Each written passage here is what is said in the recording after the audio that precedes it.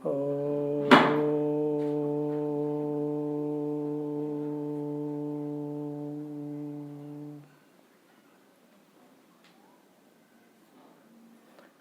यह कक्षा शास्त्री प्रथम वर्ष के लिए लगाई गई है। जो छात्र व्याकरण विषय न लेकर साहित्य आदि विषय लेकर शास्त्री प्रथम वर्ष में पढ़ रहे हैं, उनका अनिवार्य प्रथम पत्र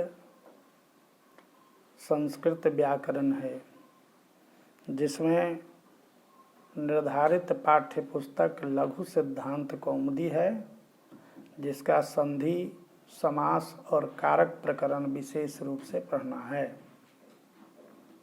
अभी हम लोग समास प्रकरण का पाठ पढ़ रहे हैं, जिसमें अव्ययीभाव समास का पाठ चल रहा है। आज इसी क्रम में हम लोग निरमक्षिकम शब्द को सिद्ध करेंगे। यह निरमक्षिकम शब्द अव्ययीभाव समास का उदाहरण है। इसका लौकिक विग्रह होता है मक्षिका नाम अभावः, और अलौकिक विग्रह मक्षिका आम नीर होता है। इस स्थिति में अव्यम विभक्ति समीप समृद्धि इस सूत्र से समास संज्ञा हो जाती है। इसके बाद समास होने पर कृतद्धि समासाश्च इस सूत्र से प्रातिपदिक संज्ञा होती है। इसके बाद सुपो धातु प्रातिपदिकयोः इस सूत्र से प्रातिपदिका अवयव जो सुप है, मक्षिका के बाद आम, उस आम का लोप हो जाता है, तो मक्षिका नीर बच जाता है। इसके बाद में उस नीर जो अव्यय है उसकी प्रथमानिर्दिष्टम समास उपसर्जनम इस सूत्र से उपसर्जन संज्ञा हो जाती है। उपसर्जन संज्ञा हो जाने से उपसर्जनम पूर्वम इस सूत्र के द्वारा उपसर्जन संज्ञक नीर का पूर्व में प्रयोग हो जाता है, तब निर्मक्षिका बन जाता है। ऐसी स्थिति में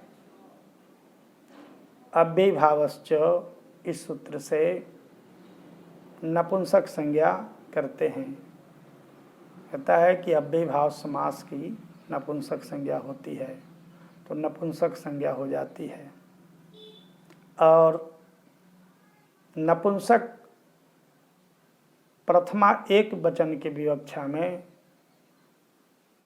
निर्मक्षिका शब्द से सुविभक्ति लाते हैं।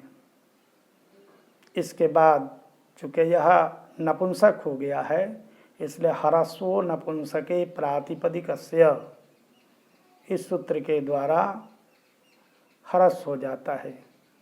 कहता है कि विभक्ति परे रहने पर प्रातिपदिक का ह्रस्व हो जाता है। तो निर्मक्षिका एक प्रातिपदिक है, इसका ह्रस्व होकर निर्मक्षिक बन गया। इसके बाद में अव्ययीभावश्च एक और सूत्र है, जिससे निर्मक्षिक की अव्यय संज्ञा भी हो जाती है। अव्यय संज्ञा हो जाने से अव्यादाप सुपः इस सूत्र से विभक्ति जो सु है उसका लोप की प्राप्ति हो जाती है। किंतु नाव्ययीभावात् दतों में पंचम्याः यह जो सूत्र है, इससे उस सु के स्थान में लोप का तो निषेध हो जाता है, और साथ ही सु के स्थान में अम आदेश भी हो जाता है, तो निर्मक्षिक अम हो जाता है। इसके बाद अमी पूर्व से पूर्व रूप कर देते हैं, तो निर्मक्षिकम शब्द सिद्ध होता है। इसका अर्थ होता है मक्षिका का अभाव। उसी तरह से अगला उदाहरण अत्यय का देते हैं। अत्यय का अर्थ होता है नाश। तो हीमस्य अत्ययः अतिहीमम्। अब यहाँ अतिहीमम् बनाना है। तो अतिहीमम् का लौकिक विग्रह होता है हीमस्य अत्ययः, और अलौकिक विग्रह होता है हीम अंगस अति। इस स्थिति में पुनः अव्यम विभक्ति समीप यह जो सूत्र है इसके द्वारा अत्यय अर्थ में अति का समर्सुबंत जो हीम अंगस है उसके साथ समास हो जाता है। समास हो जाने के बाद समास सत्वात् कृतद्धि समासाश्च से प्रातिपदिक संज्ञा हो जाती है, और सुपो धातु प्रातिपदिकयों से प्रातिपदिका अवयव विभक्ति का लोप हो जाता है, जिससे बच जाता है हीम अति। इस स्थिति में अति का प्रथमानिर्दिष्टम समास उपसर्जनम से पुनः उपसर्जन संज्ञा होती है, और उपसर्जनम पूर्वम उपसर्जन संज्ञक जो अति है उसका पूर्व में प्रयोग हो जाता है, तो बन जाता है अति हीम। इस स्थिति में पुनः अव्ययीभावश्च से अतिहीम की नपुंसक संज्ञा हो जाती है, और दूसरा जो अव्ययीभावश्च है उससे अव्यय संज्ञा भी हो जाती है। इसके बाद नपुंसक एक वचन की विवक्षा में सुविभक्ति लाते हैं। यहाँ अव्यादाप सुपः इस सूत्र से सु का लोप होने की प्राप्ति होती है, किंतु नाव्ययीभावादतुम पंचम्या इस सूत्र से निषेध हो जाता है। यह कहता है कि अदंत अव्ययीभाव से परे विभक्ति का लोप नहीं होता है, बल्कि पंचमी को छोड़कर सबके स्थान में अमादेश हो जाता है। तो यहाँ अमादेश हो गया, अतिहीम अम हो गया।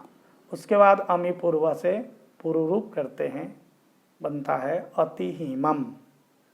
उसी तरह से अगला उदाहरण है अतिनिद्रम। यहाँ निद्रा संप्रति न युज्यते, अर्थात निद्रा इस समय उचित नहीं है। इस अर्थ में अति का निद्रा अंगस इस अलौकिक विग्रह के साथ समर्सुबंत जो निद्रांगस है उसके साथ समास हो जाता है। समास हो जाने के बाद पुनः कृताद्धि समासाश्च से प्रातिपदिक संज्ञा होती है, और सुपो धातु प्रातिपदिकों से विभक्ति का लोप हो जाता है। तो हो जाता है निद्रा अति। इस स्थिति में अति का प्रथमानिर्दिष्टम समास उपसर्जनम इस सूत्र से उपसर्जन संज्ञा होती है, और उपसर्जनम पूर्वम इस सूत्र से उपसर्जन संज्ञक जो अति है उसका पूर्व में प्रयोग हो जाता है, तो अति निद्रा हो जाता है। इसके बाद में अति निद्रा का अव्ययीभावश्च से नपुंसक संज्ञा हो जाती है, और अव्ययीभावश्च इस सूत्र से पुनः अव्यय संज्ञा भी हो जाती है। उसके बाद नपुंसक की विवक्षा में प्रथमा एक वचन में सुविभक्ति लाई जाती है, तो अति निद्रा सु हो जाता है। इसके बाद हरस्वो नपुंसके प्रातिपदिकस्य, नपुंसक की विवक्षा में प्रातिपदिक का ह्रस्व हो जाता है विभक्ति परे रहने पर, तो प्रातिपदिक है अति निद्रा, उसका ह्रस्व हो जाता है तो अति निद्र हो जाता है। इसके बाद अति निद्र सु है, सु के स्थान में सु को यहाँ अव्यादाप सुपः से लोप की प्राप्ति होती है, किंतु सूत्र है नाव्ययीभावादतुम में पंचम्या, कहता है अदंत अव्ययीभाव से परे विभक्ति का लोप नहीं होता है, अपितु पंचमी को छोड़कर से सभी विभक्तियों के स्थान में अमादेश हो जाता है। तो इससे अमादेश हो जाता है, तो अति निद्र अम हो जाता है। उसके बाद अमी पूर्व से पूर्व रूप करते हैं, तो अति निद्रम बन जाता है। उसी तरह से अगला उदाहरण है इति हरि। अब यह इति हरि जो है, हरि शब्द से प्रकाशः, यह लौकिक विग्रह है। इसके बाद में हरि अंगस इति, यह अलौकिक विग्रह हुआ। इस लौकिक विग्रह अलौकिक विग्रह की स्थिति में अति का हरि अंगस के साथ समर्थ सुबंत है, उसके साथ समास हो गया। समास हो जाने पर कृतधित समासाश्च, इस सूत्र से प्रातिपदिक संज्ञा हो जाती है और सुपो धातु प्रातिपदिक ओर से जो विभक्ति है प्रातिपदिका अवयव अंगस, उसका लोप हो जाता है। तो क्या बन जाता है? हरि इति। इस स्थिति में पुनः इति का प्रथमानिर्दिष्टम समास उपसर्जनम, इससे उपसर्जन संज्ञा हो जाती है और उपसर्जनम पूर्वम, इस सूत्र से उपसर्जन संज्ञक इति का पूर्व में प्रयोग हो जाता है, तो इति हरि बन जाता है। अब इस अति हरि की पुनः अव्यय भावश्च, इस सूत्र से अव्यय संज्ञा हो जाती है और एक और अव्यय भावश्च है, उससे नपुंसक संज्ञा भी हो जाती है। इसके बाद प्रथमा के एक वचन की विवक्षा में सुविभक्ति लाते हैं, इति हरि सु, ऐसा बनता है। अब यहाँ इस विभक्ति को चूँकि अव्यय संज्ञा हो गई है, तो अव्यय से परे जो विभक्ति है अव्यादाप सुपः, इस सूत्र से लोप हो जाता है। चूँकि यह दंत नहीं है, इसलिए यहाँ अम आदेश नहीं होता है, विभक्ति लोप हो जाती है। तो यह शेष रूप बन जाता है इति हरि। अगला उदाहरण है अनुविष्णु। विष्णु पश्चात, यह लौकिक विग्रह है। विष्णु अंगस अनु, यह अलौकिक विग्रह हुआ।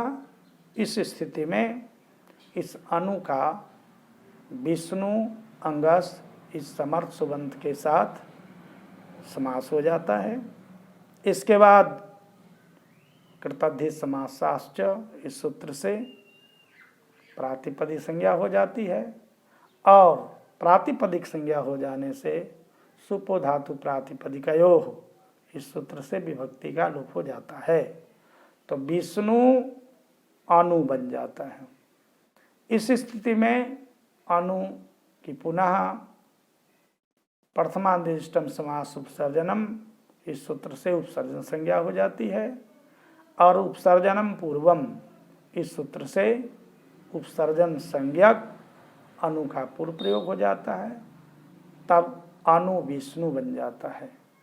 इसके बाद इस अनु विष्णु जो शब्द है उसकी अव्ययभावश्च से नपुंसक संज्ञा हो जाती है और अव्ययभावश्च जो अगला सूत्र है उससे अव्यय संज्ञा भी हो जाती है। इसके बाद प्रथमा के एक वचन की विवक्षा में हम सु विभक्ति लाते हैं, तो अनु विष्णु सु हो जाता है। अब इस सु का अव्यादाप सुपः सूत्र से लोप की प्राप्ति होती है, लोप हो जाता है।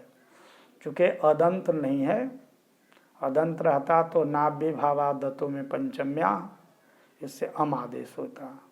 अदंत न रहने के कारण यह अव्यादाप सुपः से लोप हो जाता है, तो अनु विष्णु रूप बन जाता है। अगला उदाहरण है विप्सा के लिए। विप्सा का मतलब दो बार कथन होता है। विप्सा, अब यहाँ एक बात जानना है, योग्यता। योग्यता, विप्सा, पदार्थ, अनतिवृत्ति और सादृश्य, ये चार अर्थ यथा का होता है। तो अब यहाँ विप्सा के अर्थ में समास करते हैं तो होता है अर्थम अर्थम बराबर प्रत्यर्थम। अब उसी तरह से दीनम दीनम बराबर प्रतिदीनम होगा। तो यहाँ अर्थम अर्थम यह लौकिक विग्रह होता है, अर्थ अम प्रति यह अलौकिक विग्रह होता है। अब प्रति का अर्थ अम इस समर्थ सुबंध के साथ समास हो जाता है। समास होने के बाद कृतधित समासाश्च से प्रातिपदी संज्ञा और सुपो धातु प्रातिपदिकयो इस सूत्र से विभक्ति का लोप हो जाता है। तो बच जाता है अर्थ प्रति। इसके बाद प्रति का प्रथमानिष्टम समास उपसर्जनम से उपसर्जन संज्ञा और उपसर्जनम पूर्वम इस सूत्र से उपसर्जन संज्ञक प्रति का पूर्व में प्रयोग हो जाता है, तब प्रति अर्थ हो जाता है। अब प्रति घटक जो ईकार है उसका ई को यणचि सूत्र से यण आदेश यह हो जाता है और अर्थम के अ से मिल जाता है, प्रत्यर्थ बन जाता है। इसके बाद प्रत्यर्थ की अव्ययभावश्च इस सूत्र से नपुंसक संज्ञा हो जाती है और अव्यय संज्ञा भी हो जाती है। इसके बाद प्रथमा एक वचन की विवक्षा में जब सुविभक्ति लाते हैं तब प्रत्यर्थ सु हो जाता है और सु का अव्यादाप सुपह से जब लोप की प्राप्ति होती है तब नाभ्य भावादतों में पंचम्या इस सूत्र निषेध कर देता है और उस विभक्ति के स्थान में अम आदेश भी कर देता है, तब प्रत्यर्थ अम। इसके बाद आमी पूर्व से पूर्व रूप करते हैं जिसे प्रत्यर्थम रूप बन करके सिद्ध हो जाता है। इस तरह से हम लोग देखते हैं कि अव्ययभाव समास में यह प्रत्यर्थम शब्द सिद्ध हुआ। इसी तरह से शक्तिम अनतिक्रम्य यथाशक्ति, यथाशक्ति शक्तिम अनतिक्रम्य यह लौकिक विग्रह हुआ। शक्ति आम यथा यह अलौकिक विग्रह हुआ। इस स्थिति में अव्यम विभक्ति सूत्र से यथा का शक्ति आम इस समर्थ सुमंत के साथ समास हो जाता है। समास हो जाने पर कृताधित समासास से प्रातिपदिक संज्ञा हो जाती है और अव्यादाप सुपह अव्यादाप सुपो धातु प्रातिपदिकयो हो इस सूत्र से विभक्ति का लोप हो जाता है। तब शक्ति यथा बन जाता है। उसके बाद यथा का प्रथमानिष्टम समास उपसर्जनम इस सूत्र से उपसर्जन संज्ञा होती है और उपसर्जनम पूर्वम से पूर्व प्रयोग हो जाता है, से यथा शक्ति बनता है। अब यथा शक्ति की अव्ययभावश्च से अव्यय संज्ञा हो जाती है, पुनः अव्ययभावश्च से नपुंसक संज्ञा भी हो जाती है। अब प्रथमा एक वचन के विवक्षा में जब सुविभक्ति लाते हैं तो यहाँ अव्यादाप सुपह इस सूत्र से विभक्ति का लोप हो जाता है जिससे यथाशक्ति शब्द बन जाता है। पुनः हम लोग अगली कक्षा में मिलेंगे। ओम